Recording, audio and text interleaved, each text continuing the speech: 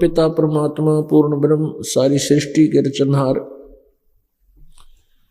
कुल के स्वामी, कुल के मालिक कबीर देव, कबीर परमेश्वर हैं। हम सभी प्राणी उसी परमात्मा की संतान हैं, उन्हीं की आत्मा है। हम सभी सतलोक में रहा करते थे, सचखंड में रहते थे। वहां पर ऐसी ही सृष्टि है जैसी यहां पर है, लेकिन सतलोक की पृथ्वी पर वहां मृत्यु नहीं, 5 तत्वों से बना हुआ शरीर नहीं, 5 तत्वों से बने हुए ये अन्य किसी पदार्थ नहीं।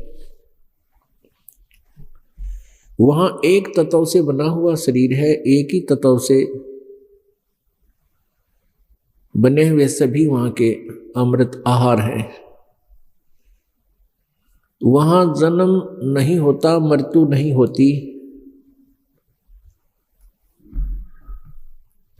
वहां वृद्ध अवस्था नहीं आती, ना कोई रोग, उस एक तत्व के शरीर में कोई रोग भी नहीं लगता।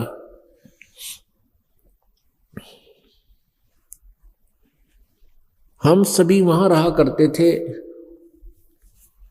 हम अपनी कमजोरी के कारण सतलोक में जो हमने गलती की उसका दंड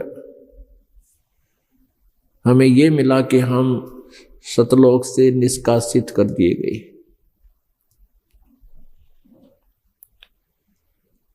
और अब हम अपने निज लोक में जाना चाहते हैं, क्योंकि हमें पता लग गया कि हम यहां एक कैद में बंद हैं। और यहां की जो कैद है, यहां की जेल है, ये 21 ब्रह्मांड इसके ब्लॉक हैं, 21 ब्रह्मांड की बनी हुई ये जेल है। हम एक जेल में, एक ब्रह्मांड में बंद हैं, और उस ब्रह्मांड के भी एक टुकड़े पृथ्वी के ऊपर हम यहां कष्ट पे कष्ट उठा रहे हैं। जन्म, मृत्यु, वृद्ध अवस्था, रोग, मानसिक तनाव और भी बहुत प्रकार की यहां पर यातनाएं हमें प्राप्त हैं। परमात्मा ने आकर के हमें बताया कि तुम यहां के रहने वाले नहीं हो, तुम सतलोक में रहा करते थे। सतलोक कैसा है? अभी तक बहुत से पंथ जो सचखंड सतलोक की महिमा सुनाते और गाते हैं, और वो कहते हैं कि सतलोक के अंदर केवल प्रकाश ही प्रकाश है, वहां और कुछ नहीं है। वहां सतपुरुष, वो सतपुरुष भी कहते हैं, सतपुरुष को निराकार बताते हैं। और जीवात्मा जब यहां से जाती है तो वहां जो मोक्ष प्राप्त कर लेती है, वो सतपुरुष के उस प्रकाश में समा जाती है, जैसे बूंद समुद्र में समा जाती है। तो पुण्यात्माओं, ये सिद्धांत जो उन्होंने बताया ये बिल्कुल गलत है। एक तरफ तो कहते हैं सतपुरुष का वहां प्रकाश ही प्रकाश है, और उस परमात्मा के नूर में ये आत्माएं समा जाती है। अब परमात्मा के बिना प्रकाश कैसा हुआ? सूर्य के बिना प्रकाश किसका होगा? ये विचारणीय विषय होता है। कोई ये कहे कि सूर्य निराकार है और उसके प्रकाश में प्राणी रहते हैं, तो ये भी गलत सिद्धांत है कि प्रकाश सूर्य के बिना हुआ कैसे? सूर्य बिना प्रकाश कैसा? सूर्य को निराकार बतावे तो आदमी ब्लाइंड हो सकता है और बुद्धिहीन ही कहेगा ये इस तरह की व्याख्या। तो ऐसे ही इन पंथों की व्यवस्था है, इनका ज्ञान बिल्कुल गलत है, शास्त्र के विरुद्ध है, यथार्थता के विरुद्ध है। क्योंकि परमेश्वर ने स्वयं आकर बताया है कि सतलोक के अंदर पूरी सृष्टि है।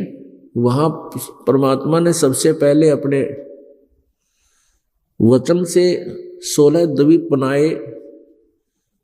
उसके बाद परमात्मा ने 16 पुत्रों की उत्पत्ति की एक ही वचन से। उसके उपरांत परमेश्वर ने हम सभी को वहां, सभी आत्माओं को अपने ही वचन से, अपने ही शरीर से उत्पन्न किया और हम वहां रहा करते थे। वहां से फिर हम यहां गिरे अपनी गलती से। तो परमात्मा साकार है, सशरीर है और उसका वास्तविक नाम कबीर है। वो कबीर परमात्मा सतलोक से चलकर यहां आए, अपने यथार्थ ज्ञान को बताया, अपनी यथास्थिति से परिचित कराया और एक अमृत ज्ञान कबीर वाणी, सच्चिदानंद घन ब्रह्म की वाणी हमें लिपिबद्ध करवा के देंगे। उस परमेश्वर ने हमें आकर के यहां समझाने की चेष्टा की कि तुम जिस लोक में रह रहे हो, ये लोक आपका नहीं है, ये आपका ठिकाना नहीं है। आप सतलोक में रहा करते थे और वहां से यहां आकर के तुम कितना कष्ट उठा रहे हो। कोई पशु बिना है, कोई पक्षी बिना है। मनुष्य जीवन में भी आप बिल्कुल सुखी नहीं हो। परमेश्वर कबीर जी ने अपनी अमृत वाणी में हमें समझाने की चेष्टा की है। मन तू चल रे सुख के सागर, जहां शब्द सिंधु रत्नागर। मन तू चल रे सुख के सागर, जहां शब्द सिंधु रत्नागर। अब सुख के सागर को डिफाइन करते हैं। सतलोक को सुख सागर कहा है। सतलोक का अर्थ होता अविनाशी स्थान, अविनाशी धाम। इसको शाश्वतम स्थानम गीता जी अध्याय नंबर 18 के श्लोक नंबर 62 में कहा है। गीता ज्ञानदाता कहता है कि अर्जुन तू सर्वभाव से उस परमेश्वर की शरण में जा।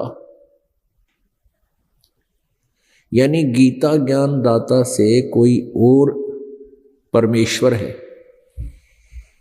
परमेश्वर का अर्थ होता है परम ईश्वर, ईश्वर से भी परम।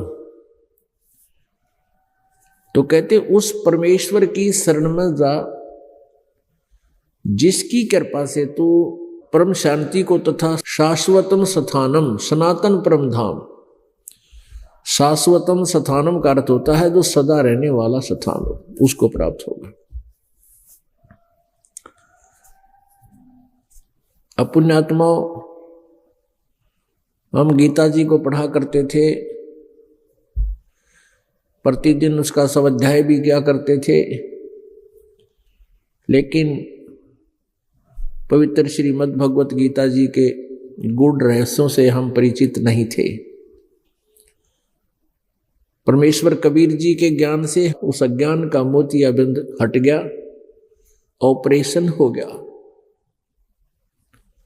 और अब हम परमेश्वर की रोशनी से, परमेश्वर के ज्ञान की रोशनी से हम इन सदग्रंथों के गूढ़ रहस्यों को ढूंढने में सफल हुए।